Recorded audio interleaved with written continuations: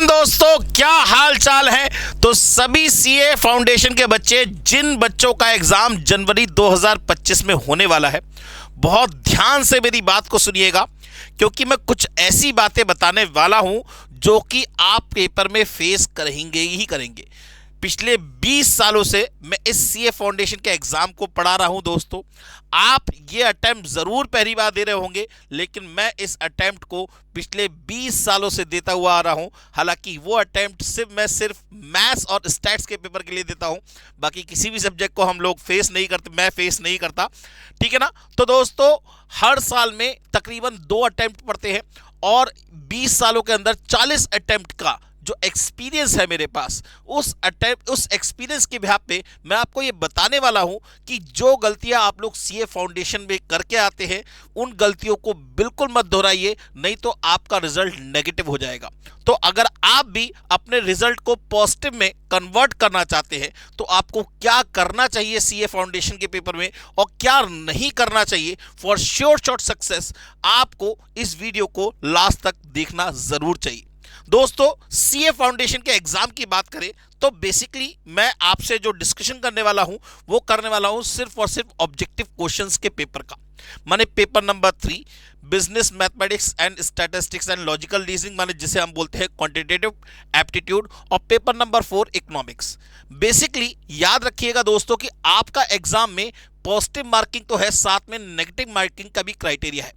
माने अगर आप सही क्वेश्चन अटेम्प्ट करते हैं तो आपको +1 का मार्क्स मिलेगा, और नेगेटिव अगर आपका क्वेश्चन गलत हो जाता है, आंसर गलत हो जाता है, तो -0.25 होता है। तो आपको इस रेस्पेक्ट में कैसे अपने टाइम को मैनेज करना है, कैसे अपनी जो नेगेटिविटी है उसको कम से कम करना है, ये सारी बातें हम इस लेक्चर में, इस वीडियो में, छोटी सी शॉर्ट वीडियो में डिस्कस करने वाले हैं। ज़्यादा समय आपका बिल्कुल नहीं लूँगा, मैं जानता हूँ आपका समय बहुत कीमती है, क्योंकि आप सभी लोग इस समय पढ़ाई करने में डटे हुए हैं और पूरी जी जान से मेहनत कर रहे हैं। तो दोस्तों, मेहनत करते रहिए। कहते हैं ना कि युद्ध में अगर जीत हासिल करनी है तो कुछ टेक्निक्स, कुछ स्ट्रेटजीज को हमें फॉलो करना चाहिए। तो वो कौन कौन सी स्ट्रेटजीज हैं जिसको फॉलो करने से हमारा ये सीए फाउंडेशन का रिजल्ट 100% पॉजिटिव श्योर सक्सेस में कन्वर्ट होने वाला है, उन स्ट्रेटजीज के बारे में बात करते हैं दोस्तों। सबसे पहले तो समझ लीजिए what to do and what not to do, ये दोनों एक ही, कहते हैं ना, एक ही सिक्के के 2 पहलू है। क्या हमें करना चाहिए, क्या नहीं करना चाहिए, इन बातों का आंसर आपको इसी वीडियो में मिलने वाला है। जरा ध्यान से देखिए दोस्तों। तो यहां पर मैंने कुछ मिस्टेक्स, जो आप सभी बच्चे जो पहली बार सीए फाउंडेशन का एग्जाम देते हैं, वो ध्यान से सुनिएगा। ये सब गलतियां आप लोग पेपर में करके आते हैं, या जो बच्चे दोबारा अटेम्प्ट देने हैं उन्हें पता होगा जो ये बातें लिखी हैं वो एक एक बात 100% सही है। इसलिए दोस्तों, ध्यान से मेरी बात को सुनिएगा, और इन बातों को अगर आप अप्लाई करेंगे तो आपका जो रिजल्ट है वो 100% सक्सेस में कन्वर्ट होगा। आप चाहे तो इस बात की गारंटी ले सकते हैं मुझसे, क्योंकि पिछले 20 सालों का तजुर्बा मैं आपको वो बताने वाला हूं। इन शॉर्ट, जो 20 सालों में, मैं कहता ना, आपकी उम्र भी 20 साल नहीं होगी, लेकिन फिर भी मैं आपको 20 सालों का निचोड़ बताने वाला हूं कि आपको क्या करना चाहिए पेपर में, क्या नहीं करना चाहिए। सबसे पहले तो क्या नहीं करना चाहिए। करना तो सब कुछ चाहिए, जितनी हमसे मेहनत हो सकती है हम सारी की सारी मेहनत अप्लाई करेंगे अपने फाउंडेशन के एग्जाम में, ताकि हम सीए की जर्नी में एक स्टेप आगे बढ़ सके। अब क्या नहीं करना चाहिए, तो सबसे पहली बात, डोंट डू हंचेस। हंचेस का मतलब तुक्केबाजी। आपको पेपर में, ऑब्जेक्टिव क्वेश्चन वाले पेपर में किसी भी हालत में तुक्केबाजी नहीं करनी है। आपको बहुत सारे बुद्धिजीवी मिलेंगे, बहुत सारे दोस्त मिलेंगे, आपसे कहेंगे यार पेपर में 4 या 5, 10 तुक्के मार आना, 3 ठीक हो गए तो बाकी सब कवर हो जाएंगे। तो ऐसा काम बिल्कुल मत करिएगा। मैं आपको फिर बताना चाहूंगा दोस्तों, पेपर में क्या होता है कि जब कभी भी हम पेपर देने जाते हैं सीए फाउंडेशन का, तो शुरू के आधे घंटे के अंदर हमारे 10 या 12 क्वेश्चन हो पाते हैं।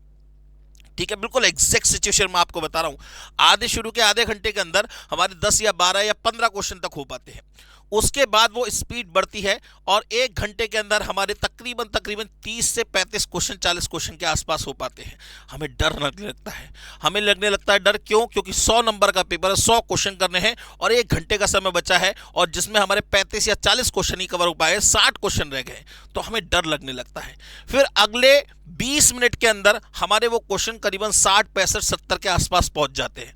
अब हमें लगता है यार आधा घंटा बचा है, 30 क्वेश्चन बचे हैं, कैसे कवर होगा। तो हम क्या करते हैं फिर, जब मतलब 1 घंटा 45 मिनट 40 मिनट के आसपास हो जाते हैं तो हमारे 70 से 75 क्वेश्चन 80 क्वेश्चन हो जाते हैं। फिर हम तुक्केबाजी करना शुरू करते हैं। बस वो आपकी लाइफ की सबसे बड़ी मिस्टेक होती है। जो काम पिछले 1.5 घंटे में नहीं हुआ वो आप अगले 15 मिनट के अंदर कर देते हैं। आपके लाइफ की सबसे बड़ी मिस्टेक ही यही है कि आप क्वेश्चन के अंदर लास्ट टाइम पे तुक्केबाजी करते हैं। और यकीन मानिए दोस्तों, अगर आप तुक्केबाजी करके आएंगे तो आपका रिजल्ट 100% नेगेटिव होगा। और अगर आप तुक्केबाजी नहीं करके आएंगे, मान लीजिए आपको 70 क्वेश्चन आते थे, आपके 70 के 70 ठीक क्वेश्चन आप अटेम्प्ट करके आए, बाकी आपने छोड़ दिए, तो भी आपका रिजल्ट पॉजिटिव होगा। लेकिन अगर आपको 70 आते थे, 20 आपने गलत अटेम्प्ट करके आया, तो आपका रिजल्ट नेगेटिव में कन्वर्ट हो जाएगा, बिल्कुल हो जाएगा, आपको पता भी नहीं लगेगा, फिर आप इंस्टीट्यूट को दोष देंगे। तो दोस्तों ये काम बिल्कुल मत करिएगा। पेपर में किसी भी हालत में तुक्केबाजी नहीं करनी है। तुक्केबाजी करने का मतलब आप हमेशा याद रखिएगा, if you do hunches then your result will be negative and I am quite sure about it। अगर आप तुक्केबाजी करेंगे तो आपका रिजल्ट नेगेटिव होगा ही होगा। तो पहली बात बहुत अच्छी तरीके से अपने दिमाग में बैठा लीजिए, आपको किसी भी हालत में तुक्केबाजी नहीं करनी है। चाहे कुछ भी हो जाए, चाहे कोई कितना ही समझाए, चाहे कोई कितना ही कहे, आपको तुक्केबाजी फॉर्मूले पे नहीं जाना है। आपको सिर्फ उतने ही क्वेश्चन अटेम्प्ट करने हैं जितने क्वेश्चन आपको आते थे।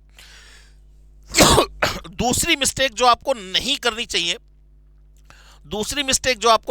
चाहिए, don't use long solving method. Long solving method का मतलब वो आपको उन क्वेश्चन, माने जो भी क्वेश्चंस आपके सामने आएंगे उसमें स्टेप बाय स्टेप आपको क्वेश्चंस को सॉल्व नहीं करना है।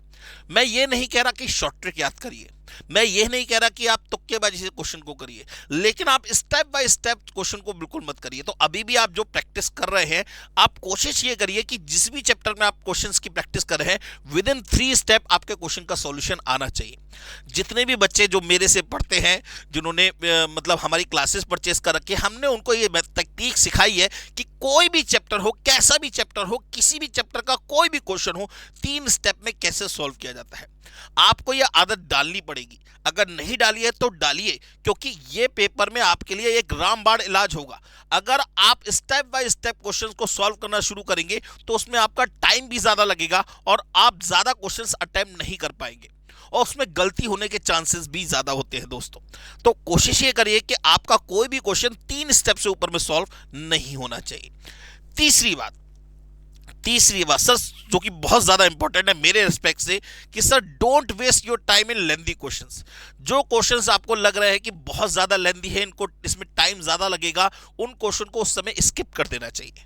माने अगर आपको क्वेश्चन देखने में लग रहा है कि नहीं सर इसमें तो टाइम मेरे हिसाब से तो ज्यादा लगेगा, ये आपकी अपनी पर्सनल चॉइस है।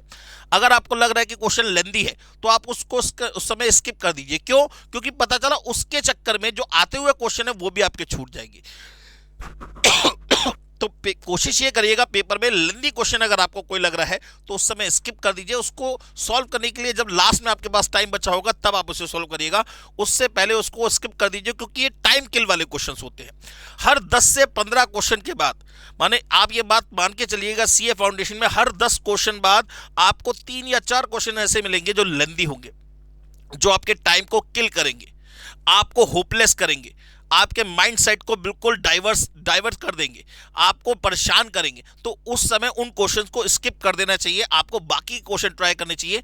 उन क्वेश्चंस के लिए आपके पास जब लास्ट में टाइम बचेगा तब आप उन क्वेश्चंस को ट्राई करिएगा, ठीक है ना। नेक्स्ट है sir, don't pick those questions which are not sure from your side. भाई उन क्वेश्चंस का आंसर बिल्कुल मत लगाइएगा। मैंने कहा ना, तुक्केबाजी बिल्कुल नहीं करनी है। अगर आपका एक अप्रोक्सीमेट आंसर आ रहा है और जो ऑप्शंस है उसमें आंसर आपका बिल्कुल एग्जैक्ट नहीं आ रहा, तो आप तुक्केबाजी मत करिएगा और उस क्वेश्चन को स्किप कर दीजिएगा, क्योंकि वो क्वेश्चन 100% गलत हो रहा है। पेपर में कोई भी ऐसा क्वेश्चन नहीं आता जिसका आंसर आपके हिसाब से अलग आए और इंस्टीट्यूट के हिसाब से अलग आए। इंस्टीट्यूट उस आंसर को कम से कम 10 बार वेरीफाई कराता है, ठीक है ना। तो तुक्केबाजी वाला काम बिल्कुल नहीं करना है, हंचेस हमें बिल्कुल नहीं कर रही है। आप जिस क्वेश्चन के आंसर के लिए श्योर नहीं है उसको बिल्कुल टिक मत करिएगा। दूसरी बात, एक बहुत जरूरी बात यह भी है कि जब आप ओएमआर शीट को फिल करते हैं तो आप उनकी नंबरिंग को बहुत जरूर ध्यान से चेक करिएगा। कभी कभी नंबर्स ना ऊपर नीचे प्लेस हो जाते हैं हमसे, हम 2 की जगह 3 वाली रो में जो है उसके सर्कल को फिल कर देते हैं, वो हमसे गलती हो जाती है। तो इस चीज का बहुत ध्यान रखिएगा। Last and which is most important, negative बिल्कुल मत सोचिएगा, बिल्कुल भी नेगेटिव सोचने की जरूरत नहीं है। आपका पेपर चाहे कैसा भी गया हो, आपको अपने रिजल्ट के बारे में हमेशा पॉजिटिव ही सोचना है। जैसे ही आप अपने रिजल्ट के बारे में पॉजिटिव सोचना शुरू करेंगे बेटा, ये ना एक ऐसी टेक्निक है, एक ऐसा वे है जो आपको श्योर शॉट सक्सेस दिलाएगा ही दिलाएगा। कहते हैं ना कि अगर किसी चीज के बारे में पॉजिटिव सोचना शुरू करेंगे तो आपके साथ पॉजिटिव होगा, अगर किसी चीज के बारे में आप नेगेटिव सोचना शुरू करेंगे तो आपके साथ नेगेटिव होगा। तो अपने रिजल्ट के बारे में हमेशा पॉजिटिव सोचिए कि मेरा पेपर बहुत अच्छा गया था, मेरा रिजल्ट पॉजिटिव आना है। कभी भी ये मत सोचिएगा कि मेरा रिजल्ट नेगेटिव आएगा। हमेशा बार बार ये बोलना है अपने आप से, मेरा ये सीए फाउंडेशन का पेपर 100% पॉजिटिव हुआ है, मुझे इसका पॉजिटिव रिजल्ट मिलेगा। ये बात आपको अपने आप से बार बार बोलनी है।